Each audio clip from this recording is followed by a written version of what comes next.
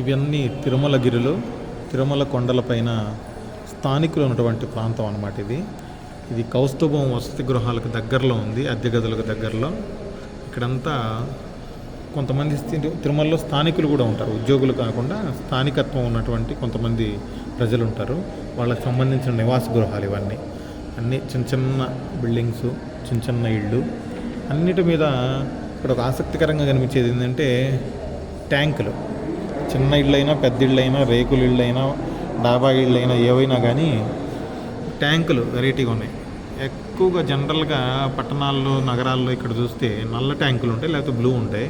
ఇక్కడ కొంచెం ఎందుకో మరి బ్లూ ఉన్నాయి, కానీ అంతకంటే ఎక్కువ ఎల్లో కలర్, పసుపు రంగు ట్యాంకులు ఎక్కువ కనిపిస్తున్నాయి. కొంచెం ఆసక్తికరంగా డిఫరెంట్గా అనిపించింది అది చూడడానికి విజువల్.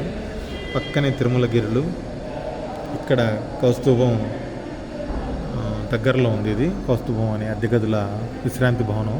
పక్కనే రోడ్డు ఇటు వెళ్తూ ఉంటాయి. ఇట్లాంటి చోటు వాళ్ళు ఉండే అవకాశం రావడం వాళ్ళ పూర్వజన్మ సుకృతం. తిరుమల క్షేత్రంలో నివాసం, నిత్యం ఆ గోవిందనామ స్మరణ వింటూ గోవిందుడి పాదాల చెంత బతికే అవకాశం ఉండడం తిరుమల వాసుల అదృష్టం.